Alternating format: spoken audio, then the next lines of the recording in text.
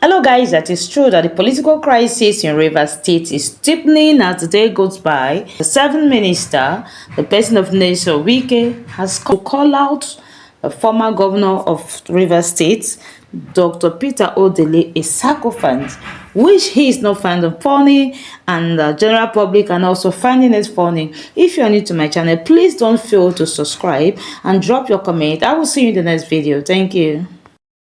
The Minister of the Federal Capital Territory, Nyesom Wike, has fired back at her former governor of Rivers State, Peter Odilli, who he said was politically dead until he brought him back to life. Wike spoke on Sunday during a Thanksgiving service in Port Harcourt.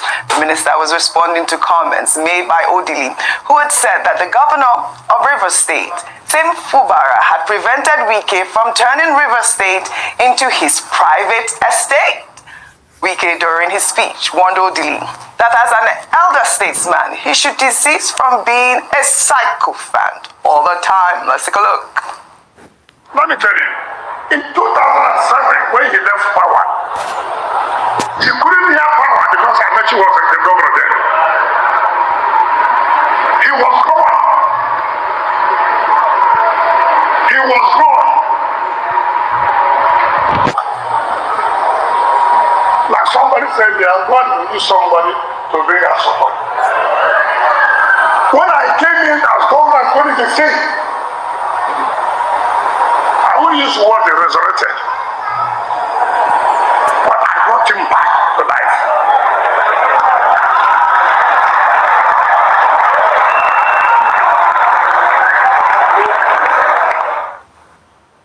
Well, let's take some reactions. Our favorite wife, before I come to you. This person wrote, churches are also the problem of Nigeria. Why allow a politician to say this in your church without caution? I think a church is a place of God to praise, worship, and teach the words of God in love, peace, and revert for Christ and humanity. This is bad. Another user, sapiosexual, wrote, the pulpit is meant to echo the voice of God, not the grudges of men. When it becomes a weapon for political feud, it desecrates its sacred purpose and confuses the faithful. No man, no matter his title, should drag personal vendettas into a space consecrated for unity, healing, and truth. The church must remain a sanctuary, not a battlefield. I really loved this man's tweet. I thought, his comment was quite rhetoric. He summed it up very well. Yes. Another thing we need to remember is that the church is a hospital, and not everybody there is responding to treatment. That's the one thing. People don't come to church because they're perfect. People come to church because they are looking for more, and we all need different prescriptions and different medications, right, and so forth. So that's the first thing about, saying church needs to be what it needs to be. Let's leave the church out of it, because not everybody walking through the doors of the church, so even some of the pastors and preachers themselves, may not even be responding to treatment. Right. So that's number one. Number two, I wish we could evolve to a politics of ideology and not this toxic politics of, bashing each other. We're bigger than this. We're beyond this. You look at Rivers State and you know what Rivers State contributes to this economy, what Rivers State contributes to Nigeria, how central and important Rivers State is to Nigeria. And to see some of the elder statesmen of that state reducing themselves to this kind of talk when there's hunger in the land. Look at all of the issues we're facing. I believe it was just a couple of days ago when there was a report was shared that, with regards to a suit regarding cleanup in some of the areas of River State, those cleanup from the oil spills haven't happened. These are the conversations I would expect a man of this stature to have, not name calling it, whether he's a sycophant, whether whatever it is, whether you resurrected him yourself, and whether Jesus Christ resurrected whoever resurrected him. I don't think, especially during this time of the year, it's a Thanksgiving service. Yeah. So I think it goes without saying really that, yes, Wike gives us lots of laughs and, it's cruise, if I may call it that. But it's really unfair, and I just wish somebody would call it to order. The person we thought would call it to order seems to be enjoying, sort of the division that we're seeing going on in River State. Obviously it's part of a bigger plan as we go towards 2027 for there to be chaos in that state. But it's really unfortunate because we should be discussing politics of ideology and not of toxic human bashing and so forth. Well said. Very well said, Vimbai. Let's head over to Bayelsa State now, where a boy has tragically died after drowning in a swimming pool at the Aridolph Hotel in Yenagoa on Christmas Day. The boy was among a group of children celebrating at the popular facility when the incident occurred. Reports indicate that the boy was submerged in the crowded pool, which made rescue efforts difficult.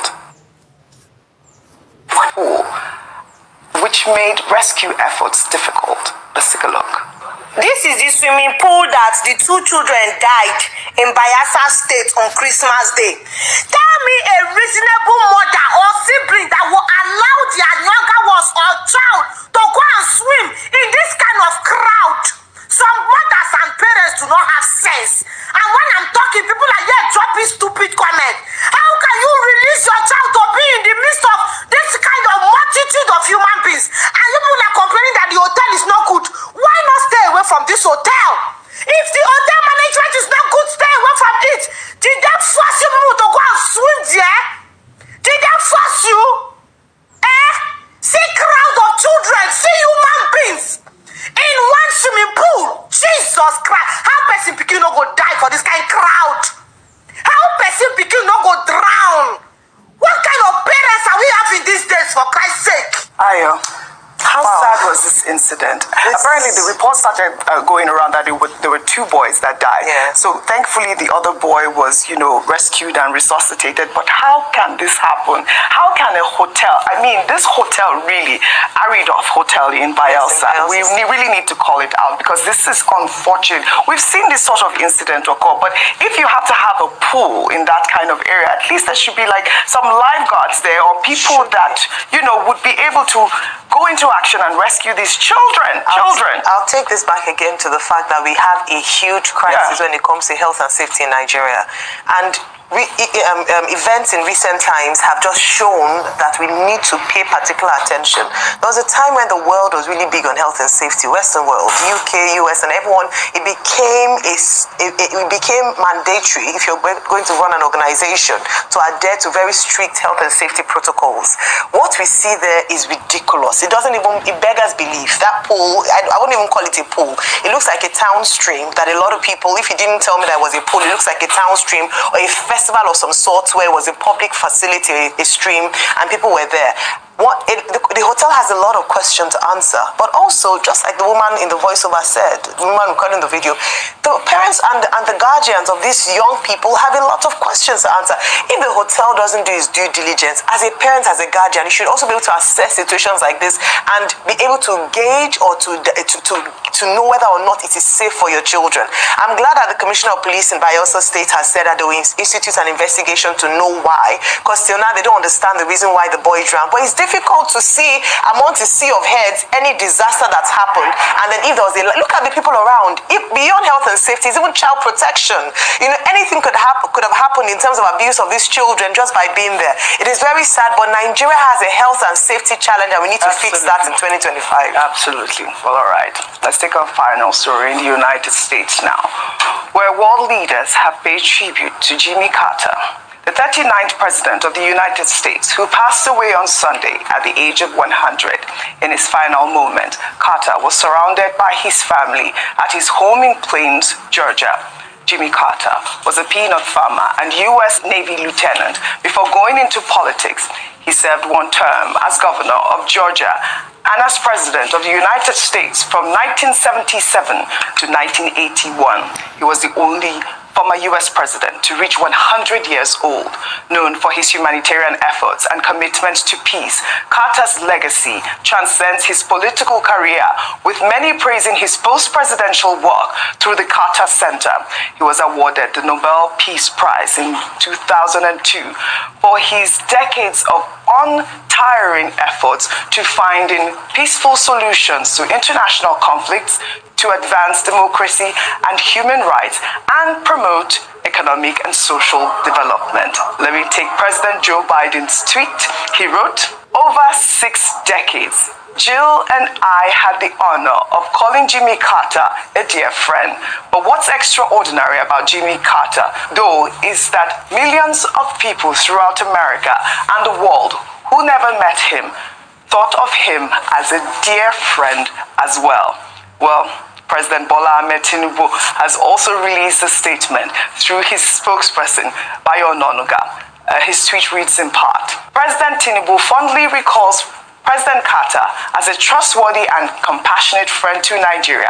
He lauds Carter's significant contributions through the Carter Center, particularly his efforts in eradicating guinea worm disease and river blindness in Nigeria, which have significantly improved the lives of many Nigerians. Reflecting on Nigeria-US relations, President Tinubu nostalgically remembers President Carter's historic visit to Nigeria in March 1978 and his 3-day stay at the State House in Marina, Lagos State. President Tinubu expresses hope that President Carter's legacy of decency, character, and humanity, both in and out of office, will continue to inspire Americans and leaders worldwide to embrace the true essence of leadership. Dr. Bati, you only have a minute to present your point. Very quickly, I mean, our condolences to the people of America losing, the president who lived longest in American history. When George H.W. Bush died in November 2018, he was 94. He lived to 100. And his beautiful legacy is about what he did post his presidency. He was president at a time of high inflation, economic turmoil. They will be remembered for the 1978 Camp David Accord. In 1981, he reportedly lost because, as he famously said, he did not attack Iran. People have taken Iran off the map, but he didn't do that Dr. Bati. to save lives. Very well said. I'd like to thank you all for your great analysis, as always, on What's Trending. Well, that's all I have for you guys on What's Trending today. I'll see you all tomorrow.